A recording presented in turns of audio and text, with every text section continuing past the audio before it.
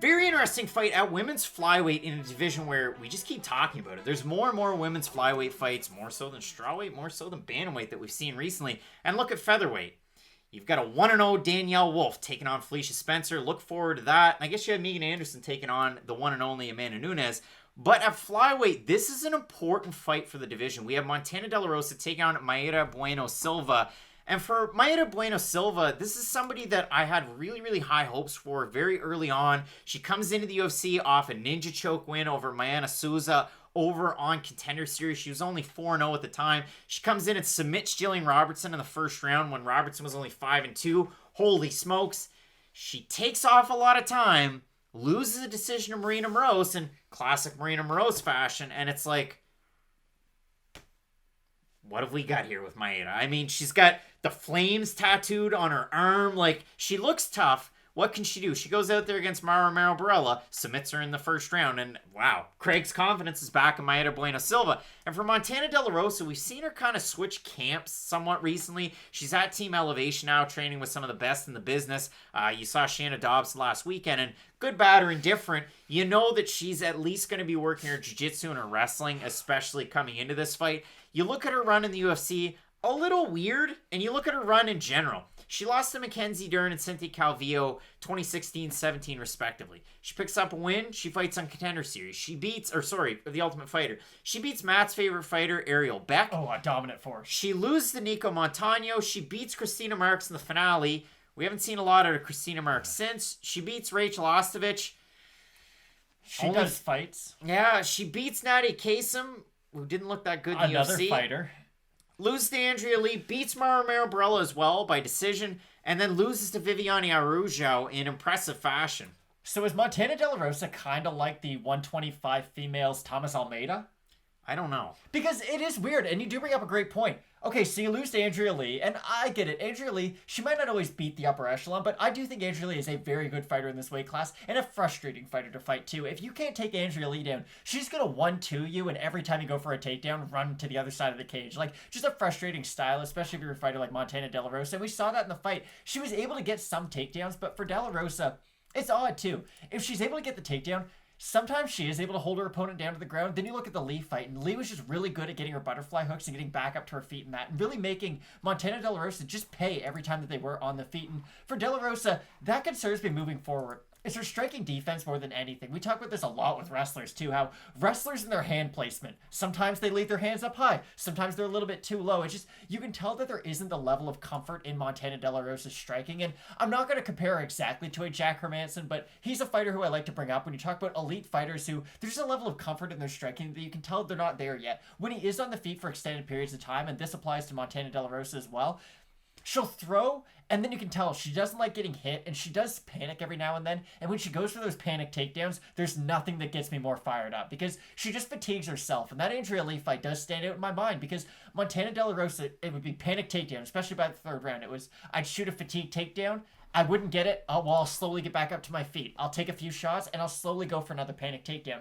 If you do that against the, lower level of your division, you might be able to win fights. But when you do start to fight the Mayra Bueno Silvas, when you do start to fight the upper echelon of the 125 women's divisions, you're not going to be able to just get away with being the better wrestler in your fights. And for Bueno Silva, I'm not talking like she's some dominant striker on the feet by any means, but Montana De La Rosa hasn't shown me much on the feet to say that if she just keeps this standing, she can win a decision. Do not love the striking out of either one of these fighters, and if you look at Mayra Bueno Silva, the numbers are a little bit skewed, just a little bit by the fight that she had against Marina Moroz, and the fact that her striking differential, 4.44 given to 6.74 taken. They had a fight in the night in that one. The striking numbers weren't crazy, but 56% clip for Moroz. How many landed? I don't know, but still, she got outstruck, she lost the fight. Negative strike differential for Montana De La Rosa. Defense isn't really the strong suit. More accuracy on the side of Mayra Bueno Silva. And if you look at the takedowns, well, you're going to see Montana De La Rosa, like you said, go for a lot more and earn a lot more. Good takedown defense for Silva, and if somebody shoots on her, she's going to submit you. Exactly. So that's the thing. Very high-level submissions from Silva. I remember before her last fight, we were going into it, and it was like, all right, picking up steam. Back on the Mayra Bueno Silva train. I'm going to watch all these weird Facebook videos and Instagram videos of her training. It was a lot of her boxing. She comes out of Shoot the Box Diego Lima down in Brazil. There's one fighter that you should definitely know from that gym, and it's not Diego Lima, whose name's spelled differently and just fought Bilal Muhammad, set him up for a big fight, but it's Charles Oliveira. He trains out of there. And there are other very high-level fighters, but that's probably the most high-level fighter that's coming out of that camp. But it just goes to show you that she can work all of those things in Brazil at that gym and go to a high level.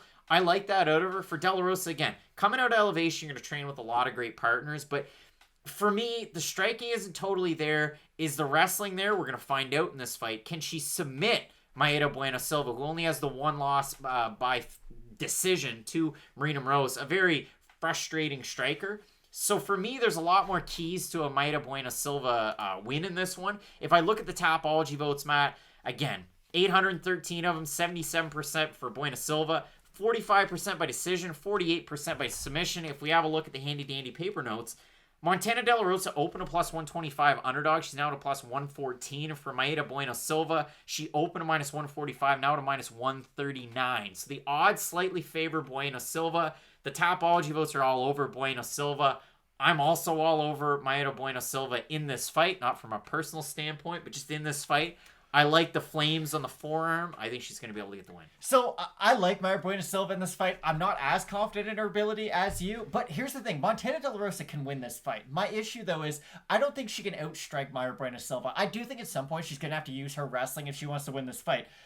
If you use her wrestling against Bueno Silva, you're probably going to end up getting tapped out. So this fight, one of two ways. Either see it being a very poor striking contest between these two, and honestly, I hate to say it, but there's a very high likelihood that's what we're going to get. Or Montana De La Rosa goes for a takedown, gets swept, and then if she's on the bottom of Bueno Silva, she is going to get submitted. Bueno Silva, top position, she's got the ground and pound. She has such a high level knowledge of submissions that it's a really poor position for De La Rosa to be in. I agree with you, Silva is probably going to win this fight, but I wouldn't be surprised if Montana De La Rosa did. If she uses that really heavy on top, just boring wrestling game plan, doesn't take too many risks, I think she can win rounds. I'm not going to predict that she's going to win the fight on the ground solely, but she is going to have to mix in her wrestling, and I think that's why Bueno Silva is going to win. Matt, if I can just throw out a reference out there to the Beastie Boys post 2000s. It's from Make Some Noise. Can't tell me nothing, can't tell me nada. I'm going with Mayra Bueno Silva in this one. You've also got the Brazilian fighter here. I'm really looking forward to this fight. It should be a great one, and we have an awesome main card continuing to roll on. Love the co-main event of Krylov and Ankalaev. Love the main event of Gane and Rozenstruik. So keep it locked in with Fight Night Picks, Matt, as we always say. Let's get into it.